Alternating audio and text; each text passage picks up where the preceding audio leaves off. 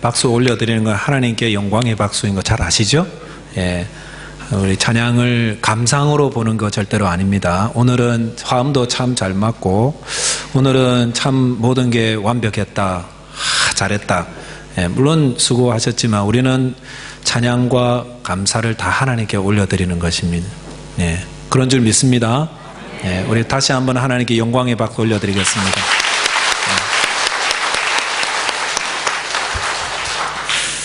우리 종교개혁을 일으켰던 마틴 루터가 마귀와 싸웠던 적이 있었습니다. 마귀가 루터에게 이렇게 말했습니다. 루터야, 너는 큰 죄인이다. 그러므로 너는 저주를 받을 것이다. 루터가 대답했습니다. 잠깐만 한 가지씩 이야기해보자.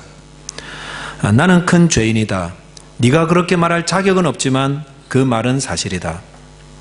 나는 그것을 고백한다. 그러면 그 다음은 무엇이냐? 마귀가 말합니다. 그러므로 너는 저주를 받을 것이다. 그러자 루터가 이야기합니다. 그것은 아니다. 그것은 말이 되지 않는다. 내가 큰 죄인이라서, 죄인이라는 것은 사실이지만, 그러나 예수 그리스도께서 죄인을 구원하기 위해서 오셨기 때문에 나는 구원을 받을 것이다. 어서 물러가라. 이러면서 마귀를 이겼습니다. 루터는 악마의 칼로 악마를 물리쳤고, 그래서 악마가 나를 죄인으로 몰아 넘어뜨리지 못했기 때문에 울면서 떠나갔다. 이렇게 기록하였습니다. 루터 큰 죄인 맞습니다. 우리가 아는 루터는 종교개혁과 많은 일들을 했지만 그도 죄인 맞습니다. 큰 죄인입니다. 그러므로 저주를 받아야 합니까? 아니라는 거지요. 왜요? 예수께서 죄인을 구원하러 오셨고 루터를 포함한 모든 사람들이 그 죄를 용서하시고 구원하셨기 때문에, 그러므로 예수를 믿는 자는 그가 큰 죄인이라도 저주를 받지 않고 구원을 받는다 라는 것이 복음의 내용입니다. 루터는 믿음을 강조합니다. 믿음을 강조합니다. 예수 그리스도를 믿음으로 의롭다함을 얻는다. 그러면은 예수를 믿는다는 의미는 뭔가? 우리 늘 믿습니다.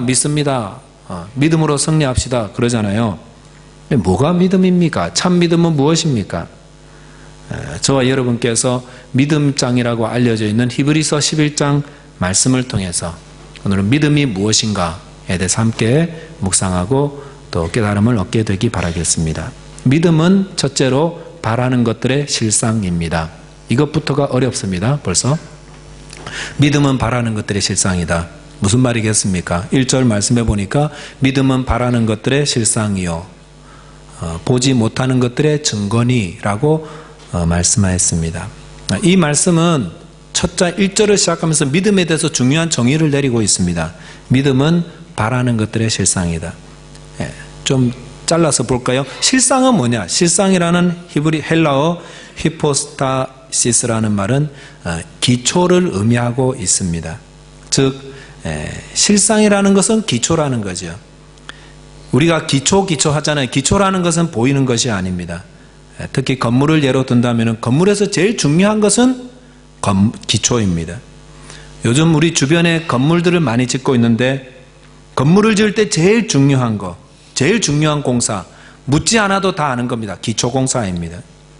그래서 이 건물이 얼마나 높이 올라갈까? 기초를 보면 압니다. 기초공사하는 거 보면은. 기초공사가 깊이 하고 크게 하고 오래 하고 있으면 여기에 대단히 높은 건물이 올라가겠구나 알 수가 있는 것입니다. 그래서 기초공사가 오래일수록 깊어질수록 건강해질수록 튼튼해질수록 건물은 높이 올라가게 됩니다. 그만큼 기초가 튼튼하고 건강해야 깊어야 높은 건물, 건강한 건물을 지을 수가 있습니다. 그런데 이 기초라는 것은 보이지 않지요. 그러나 제일 중요한 게 기초입니다. 기초공사는 사람들에게 보여주려고 만드는 게 아닙니다. 그러나 제일 튼튼한 재료, 제일 좋은 재료로 써서 제일 견고하게 세워져야 견고한 건물로 세워질 수가 있습니다. 믿음이란 기초입니다. 겉으로 드러나는 게 아닙니다. 겉으로 드러나는 신앙의 모습들 있지 않습니까? 그것은 어떤 기초를 가졌느냐, 어떤 믿음의 기초를 가졌느냐, 거기에 근거해서 올려진 집일 뿐이지 그것 자체가 믿음의 기초가 아닙니다. 교회에 출석을 하는 거, 성경 공부를 하는 거, 봉사를 하고 전도를 하고 교제하고 이런 어떤 일들은 다 집의 모습이지 기초가 아닌 것입니다. 그것들은 다 기초, 믿음의 기초 위에 세워진 집의 모습인 것입니다. 그래서 물론 집도 중요하지요. 잘해야지요. 그러나 더욱 중요한 것은 기초입니다. 믿음의 집을 짓는 분들 가운데 어떤 분들은 믿음의 터가 흔들리거나 믿음의 집이 무너져 버리는 그런 경우를 경험합니다. 그래서 교회 출석 더 이상 하지 않겠다 선언하고, 혹은 교회가 타락했다, 기독교가 타락했다, 그래서 자기가 신앙생활을 멈추는 그런 안타까운 경우도 있습니다. 그러나 그것은요, 그분이 그렇게 하는 것은요, 교회나 혹은 다른 외적인 문제 때문이 아니라 자기 자신의 믿음의 문제 때문입니다. 기독교의 문제, 교회의 문제, 옛날부터 쭉 왔던 겁니다. 쭉 왔던 겁니다. 새롭게 발견한 거 아닙니다. 근데 그런 쭉 이어오는 문제가 있었는데 그 문제 때문에 내가 무너져 버렸다. 믿음의 기초가 약한 것입니다. 나의 믿음의 기초가 약하면 늘 문제가 됩니다. 문제가 됩니다. 예수님 당시에도 사람들은 문제가 참 많았습니다. 니고데모와 같은 사람들은 종교 지도자들입니다. 성경을 가르치고 하는, 오랫동안 성경을 사람들에게 가르쳐 왔던 사람인데 예수님과 딱 만나서 예수님이 물과 성령으로 거듭나지 아니하면 하나님 나라에 갈 수 없다라고 말하니까 그게 무슨 말인지 눈만 껌뻑껌뻑 하고 있었죠. 종교 지도자고 성경을 가르치는 분인데 주님의 말씀, 구원의 가르침을 모르더라는 것입니다. 집은 근사하게 지어져서 사람들에게 성경을 가르친다 만다 하는데 그는 믿음의 기초가 굉장히 약했던 사람이었습니다. 그에 반해서 이방인이면서 로마 군대 지휘관이었던 한 백부장, 종이 아파서 자기 종이 죽어가는 것을 보면서 예수님께 와서 좀 고쳐달라고, 아니 오실 필요가 없고 그 있는 자리에서 기도만 하셔도 우리 종이 낫겠습니다 라고 했던 그 백부장은 믿음의 기초가 굉장히 크고 견고한 사람이었습니다. 주님께서 이 백부장을 향해서 믿음이 크다라고 놀라워하실 정도였습니다. 그는 그의 믿음의 집은 보잘것없어 보였죠. 이방인에다가 뭐 성경을 가르치는 것도 아니고 뭐 성전에 가서 뭘 했겠어요? 그러나 그는 믿음의 기초가 굉장히 크고 견고한 사람이었습니다. 아마 그는 후에 큰 믿음의 집을 지었을 것입니다. 본문 1절로 다시 돌아와 보시면은 믿음은 바라는 것들의 실상이다. 믿음은 바라는 것들의 변함없는 기초라는 것입니다. 그럼 우리는 무엇을 바라고 있습니까? 무엇을 바라는데 그것을 믿음이 견고하게 붙잡고 있는 것입니까? 그 우리가 바라는 것은 오늘 히브리서 11장 1절 그 앞에 10장 39절에 이렇게 기록하고 있습니다. 한번 같이 한번 보실까요? 한번 읽어보겠습니다. 시작. 우리는 뒤로 물러가 멸망할 자가 아니요 오직 영혼을 구원함에 이르는 믿음을 가진 자니라. 여기 보시면 우리가 바라는 게 있다고 그랬죠. 무엇입니까? 우리는 무엇을? 오직 영혼을 구원함에 이르는 믿음을 가진 자다. 영혼을 구원함에 이르는 자다. 그리고 믿음은 바라는 것들이 실상이다. 이렇게 나가죠. 이것이 우리 믿음의 내용이죠. 우리의 믿음의 내용은 우리 영혼의 구원입니다. 영혼의 구원. 우리 다 이것을 바라고 있잖아요. 영혼의 구원. 한 번 사는 자는 두 번 죽고 두 번 사는 자는 한 번 죽는다라는 그런 말이 있습니다. 한 번 사는 자는 두 번 죽고 두 번 사는 자는 한 번 죽는다. 한 번 산다. 무슨 말입니까? 이 땅의 모든 사는 사람들의 모습이죠. 저와 여러분들 다 한 번씩 엄마의 뱃속에서 태어났습니다. 한 번 살고 있습니다. 그리고 모든 분들이 다 죽죠. 한 번 죽죠. 70세 혹은 80세 혹은 90세가 넘어서 사시다가 다 한 번 다 죽게 됩니다. 이렇게 한 번 살고 한 번 죽는 것은 모든 사람들의 정한 것입니다. 한 번 죽는다는 것, 육신의 죽음을 의미하고 있습니다. 그런데 그 육신의 죽음 후에 또 다음의 죽음이 있습니다. 그것은 영혼의 죽음입니다. 육신의 죽음은 예외가 없습니다. 모든 사람이 다 죽는 것이지만 영혼의 죽음은 예외가 있습니다. 피할 수가 있습니다. 어떤 사람이 영혼의 죽음을 피할 수가 있습니까? 어떤 사람이 영혼의 죽음을 피할 수 있는지 예외가 되는지를 이걸 구분하기 위해서 육신의 죽음 후에 모든 사람들의 영혼들은 하나님의 심판대 앞에 올려지게 됩니다. 그 심판대 앞에서는 모든 사람들이 자신이 이 땅에서 행한 모든 일에 대한 심판을 받습니다. 2016년 9월 4일에 그가 행한 모든 일들, 그가 했던 모든 말들, 2016년 9월 3일에 우리가 했던 모든 말, 모든 행동, 2016년 9월 2일에 했던 모든 말, 9월 1일에 했던 말, 8월 31일 거꾸로 역으로 다 올라가서 거꾸로 들어갈지 아니면 태어날 때부터 할지 모르겠지만 그가 행한 모든 일, 모든 행한 것들, 모든 생각, 모든 태도, 모든 말들이 하나님의 심판대 앞에서 다 낱낱이 다 드러나면서 죄가 있는지 없는지를 다 살피게 되는 것입니다. 거기서 죄가 하나라도 발견되면 그는 영혼의 죽음을 면할 수가 없고 저주의 자리로 떨어지게 될 것입니다. 죄가 무엇입니까? 우리 마음에 있는 미움, 마음에 있는 시기, 질투, 음란, 거짓, 마음의 죄가 그렇고 손으로 행하고 말로 행하고 몸으로 행한 모든 것들이 다 평가받게 되고 판단하게 되는데 그 위에서 죄 하나만 발견되면 지옥으로 떨어지게 됩니다.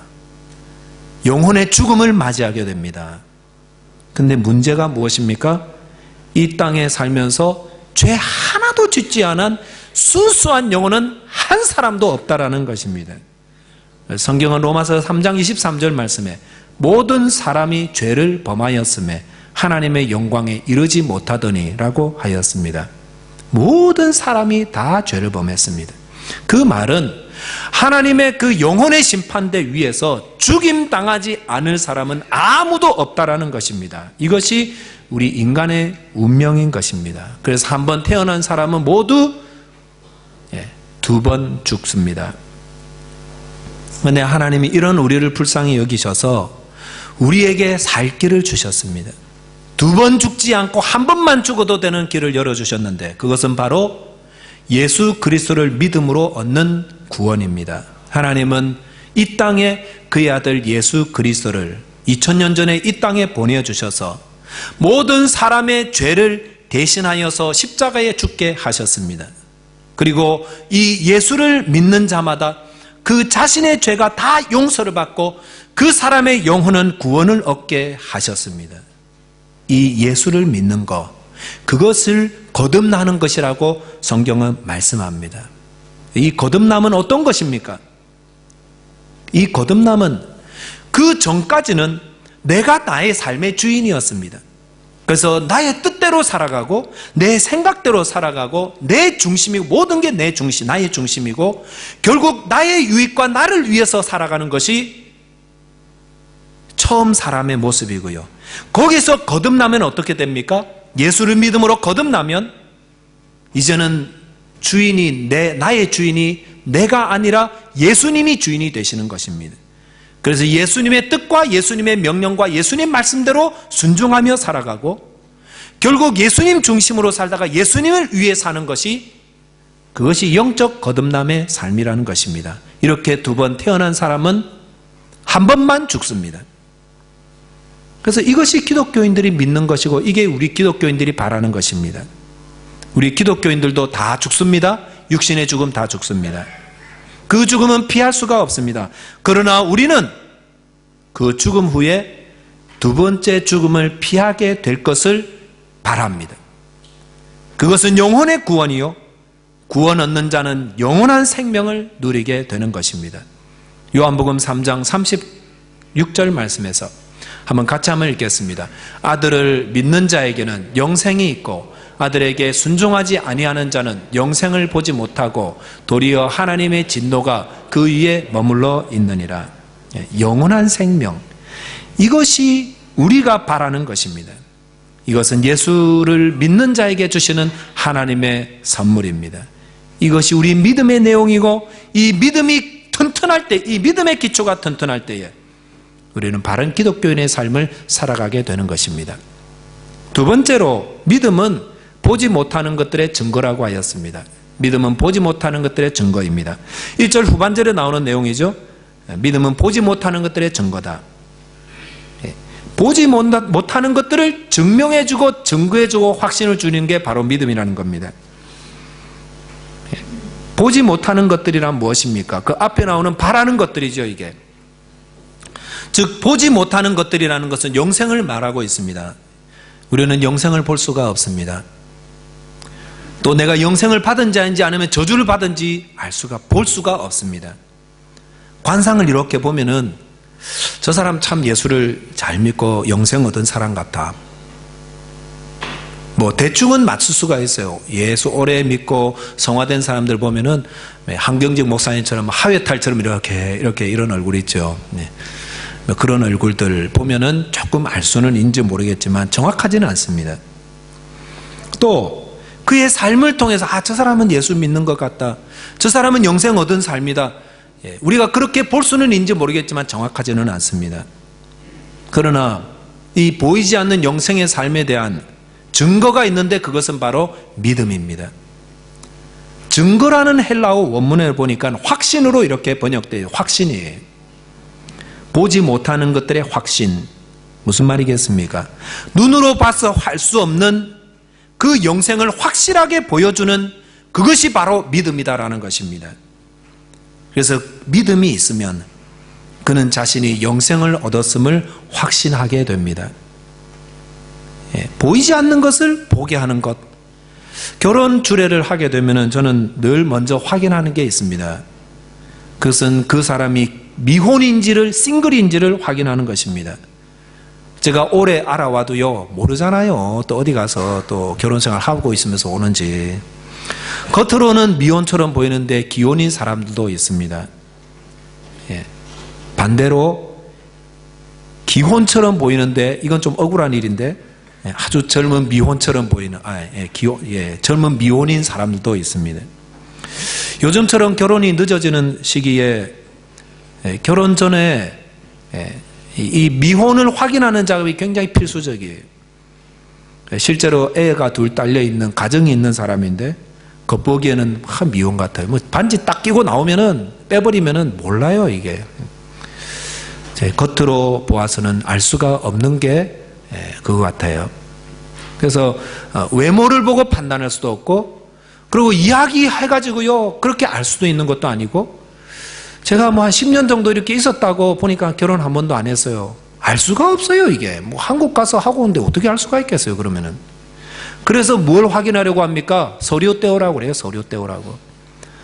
그래서 한국 같은, 요즘은 다 인터넷으로 하지만은 뭐 한국에서는 구청 찾아가가지고 뭐 떼오고, 또 호주에서는 그 담당 부서 있죠. 거기 가서 떼오기도 하고, 아니면 뭐 온라인으로 신청하고. 그래서 이 서류를 보면서 이야기를 하는 거예요. 그래서 아무리 친하고 잘 알아도 서류를 꼭 확인합니다. 그래서 보이지 않는 것들을 서류로 확인한다는 것입니다. 우리가 영생을 얻었는지는요 아무도 모릅니다. 보아서는 알 수가 없습니다. 하지만 그 영생을 어떻게, 무엇으로 확증할 수 있습니까? 우리가 가진 믿음으로 확신할 수가 있습니다. 그래서 어떤 사람들이 그런 말 하더라고요. 하나님을 보여주면 믿겠다고. 천국을 보여주십시오. 그러면 믿겠다고. 그러나 여러분, 보이는 것을 믿는 것은 믿음이 아닙니다. 참 믿음이 아닙니다. 보고 믿겠다? 참 믿음이 아니에요. 11장에 히브리서 11장에는 많은 믿음의 조상들을 예로 이렇게 보여주고 있습니다. 모두 한결같이 어떤 사람이냐면은 보이지 않는 것을 믿었던 사람들입니다. 보이지 않는 것을 믿었던 사람들. 히브리서 11장 7절에 보시니까 노아 이야기가 나오죠. 한번 같이 읽어보겠습니다. 7절 시작. 믿음으로 노아는 아직 보이지 않는 일에 경고하심을 받아 경외함으로 방주를 준비하여 그 집을 구원하였으니 이로 말미암아 세상을 정죄하고 믿음을 따르는 의의 상속자가 되었느니라. 제가 이 노아 이야기, 이 말씀을 묵상하다가 김동일 목사님 생각이 나가지고 저도 한번 너무 평범하게 우리가 대충 알고 있는 거를 한번 뒤집어서 한번 생각해 봤어요. 여러분, 노아가 방주를 만들 때 산꼭대기에서 만들었을까요? 그래서 천천히 한번 살펴봤습니다. 그랬더니 그런 말이 없어요. 방주는 홍수가 끝난 다음에 아라랏 산에 걸렸지만 방주를 산에서 만든 건 아니더라고요. 근데 노아가 무엇 경고를 받았습니까? 보이지 않는 일에 경고하심을 받았다 그랬죠. 보이지 않는 일에.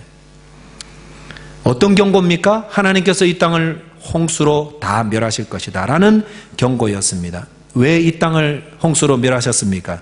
그것은 하나님이 보시기에 이 땅의 모든 사람들이 행위가 다 부패하였기 때문에, 그래서 하나님은 홍수로 이 땅을 진멸하고 대신 하나님의 은혜를 입은 노아와 노아의 가족 8명만은 방주에 보호하셔서 구원하시겠다 라고 하나님이 경고의 말씀을 주셨습니다. 그리고 하나님은 노아에게 방주를 만들라고 하였습니다. 그리고 그 말을 들었을 때 노아는 어떻게 했습니까? 보이지 않는 일의 경고를 받았을 때에 창세기 6장 22절에 보니까 노아가 그와 같이 하여 하나님이 자기에게 명하신 대로 다 준행하였더라 라고 하였습니다. 노아는 보이지 않는 일에 하나님의 경고를 받았을 때에 그 심판이 오기 전에 그 심판을 위해서 막 준비하였습니다. 그런데 하나님이 홍수로 이 땅을 심판하시겠다 말씀하셨을 때 하나님이 그 사인을 보여준 게 하나도 없었습니다. 며칠씩 비가 막 내려가지고 이곳저곳에 침수가 되고 도로가 물에 다 잠기고 사람들이 떠내려가 죽고 며칠 동안 홍수가 나가지고 야, 이런 식으로 홍수가 나나 보다, 그런 사인 아무도 없었습니다. 그냥 아마도 햇빛이 쨍쨍하고요, 아주 살기 좋은 그런 때였던 것이라고 생각할 수가 있습니다. 그럴 때에 왜 방주를 짓습니까? 그것은 하나님의 말씀, 보이지 않는 말씀의 경고를 받았기 때문에, 보이지 않는 미래에 하나님의 심판이 있음을 알기 때문에 그 믿음 가지고요, 그때부터 100년 동안 열심히 노아 방주를 짓기 시작했다는 것입니다. 그리고 일어날 일들을, 보이지 않는 일들을 미리 바라보면서 준비하는 것, 이것이 믿음을 가진 삶의 삶이라는 것입니다. 그래서 믿음을 가진 자는 보이지 않는 것을 이루어질 것을 확신하고 있습니다. 그리고 그것을 위해서 살아갑니다. 한 가지 예만 더 볼까요? 우리 아브라함 이야기를 많이 했으니까 히브리서 11장에 보면 또 다른 사람 나오죠. 아브라함의 아내 사라의 이야기인데 히브리서 11장 11절 말씀 함께 읽겠습니다. 11절 다음 구절 함께 읽습니다. 시작. 믿음으로 사라 자신도 나이가 많아 단산하였으나 잉태할 수 있는 힘을 얻었으니 이는 약속하신 이를 미쁘신 줄 알민. 여기 보시면 아브라함의 아내 사라가 나이가 많아서 아기를 가질 수 없을 때에 하나님의 말씀이 임했는데 내년 이맘때에 네게 아들이 있을 것이다 라고 하셨습니다. 사라가 지금 몇 살이고요? 89세. 내년 이맘때에 돌잔치 하고 있을 거다. 돌잔치는 아닌가요? 아기를 갖게 될 거라고. 이런 말은요, 폐경기가 훨씬 지난 할머니에게는 이게 지금 받아들일 수 없는 이야기죠. 20대 초반이다 이런 분에게 이런 말씀하면은 하나님 은혜를 주셨나 보다 하는데, 내년 이맘때 아들이 있을 거라고 할머니에게. 그런데 그 말씀을 하셨을 때에 사라가 그 말씀을 듣고 힘을 얻었다. 그 말씀을 믿었다라는 것입니다. 보이지 않는 일들, 일어날 수조차도 없는 일들을 하나님이 말씀하시니까 일어날 줄을 알고 그걸 믿고 힘을 얻었던 것입니다. 여러분, 믿음으로 산 사람들의 공통점 계속 좀 이야기하고 있는데 뭐지요? 하나님이 미래에 일어날 일들을 약속하시고 말씀하시면 그것들을 지금 확인도 할 수도 없고 볼 수도 없지만 그대로 이루어질 것들을 믿고 확신한다는 것입니다. 그리고 그 말씀이 이루어진다면 어떻게 될까? 그것을 위해서 방주를 준비한다든지 아니면은 내가 아기를 낳을 거니까 아기 용품을 사고 이러면서 준비한다는 것입니다. 약속하신 것을 믿었기 때문에 하나님께서 그들을 인정해 주셨고 칭찬하셨고 그들은 믿음으로 구원을 받은 것입니다. 그런데 어떤 사람들은 믿음 하니까 믿는다 해놓고 자기 마음대로 사는 사람들이 있습니다. 그런 사람들도 구원받습니까? 이렇게 묻곤 하지요. 물론 그러면 안 되지요. 믿음 하면서 마음대로 살면 안 되지요. 그런데 중요한 것은 참 믿음을 가진 자는 아무렇게나 살지 않는다라는 것입니다. 여러분, 노아가 하나님의 약속하신 말씀을 믿고 방주를 짓기 시작했는데 만약 그가 정말로 그 말씀을 믿었으니까 노아 방주를 지었을 거예요. 그런데 그것을 짓다가 잊어버리고요, 그냥 이것저것 또 다른 일들 하면서 또 여기저기 여행하면서 그러다 하나님 말씀 생각나면 9월 첫 주는 VIP 초청주니까 그때 전도하고 그때 집 짓고 방주 짓고 재료 떨어지면 재료 생길 때까지 기다렸다가 다시 여건 되면 하고 그랬나요? 그는 오로지 방주 짓는 일에만 전념하였습니다. 그의 삶의 가장 중요한 것은 방주 짓는 것이었습니다. 그의 생각에서 한 번도 떠나지 않은 것이 방주 짓는 일이었습니다. 하나님이 약속하신 것이 언제 이루어질지 모르니까 그것을 위해서 살아갔다는 것입니다. 그것을 위해서 살고 그것을 기다리며 예비하는 삶, 준비하는 삶을 살았던 것입니다. 그런데 어떻게 믿음으로 산다고 하는 사람들이, 성경 말씀을 배우고 산다는 사람들이 아무렇게나 말하고 아무렇게나 행동하고 그렇게 살아갈 수가 있겠어요? 그것은 참 믿음이 아니고 성경은 그것을 거짓 믿음이라고, 죽은 믿음이라고 말씀하는 것입니다. 행위가 따르지 않는 믿음은 죽은 믿음이에요. 방주 짓는 게 아니에요. 멸망받을 사람이에요. 2번 죽을 사람이에요. 요한복음 3장 16절 말씀 보시면 너무 잘하는 말씀입니다. 함께 한번 읽겠습니다. 시작. 하나님이 세상을 이처럼 사랑하사 독생자를 주셨으니 이는 그를 믿는 자마다 멸망하지 않고 영생을 얻게 하려 하심이라. 이 말씀은 기독교의 복음을 너무 잘 보여주는 말씀이에요. 하나님이 세상을 사랑하십니다. 근데 여러분, 사랑을 오해해가지고 사랑하니까 어떻게 했다고요? 지옥도 없고 멸망도 없다라고 했습니까? 하나님이 세상을 사랑하사 독생자를 주셨으니 이는 그를 믿는 자마다 멸망치 않게 한다고 했어요. 그것은 멸망이 있다라는 말씀입니다. 하나님을 잘못 이해해가지고 하나님 우리를 사랑하시니까 지옥도 없게 하고 멸망도 없게 하고 다 천국 갈 거예요. 천만의 말씀. 하나님은 그렇게 우리를 사랑하지 않습니다. 하나님은 우리를 사랑하시기 때문에 어떻게 하셨습니까? 우리 죄를 대신해서 그의 아들을 이 땅에 보내시고 십자가에서 우리를 위해서 그 아들을 대신 죽게 하시고 그를 믿는 자마다 멸망치 않고 영생을 얻게 하려 하신 것입니다. 하나님께는 뭐가 더 마음이 아프시겠어요? 뭐가 더 쉽겠어요? 아들은 보호하고 지옥 없애는 게 더 낫지 않을까요? 그러나 하나님은 그렇게 하지 않으셨습니다. 하나님은 저와 여러분에게 약속하신 거 뭡니까? 예수 그리스도를 믿는 자마다 멸망치 않고 영생을 얻게 하려 하신다. 우리는 이것을 믿습니다. 하나님은 저와 여러분들을 사랑하십니다.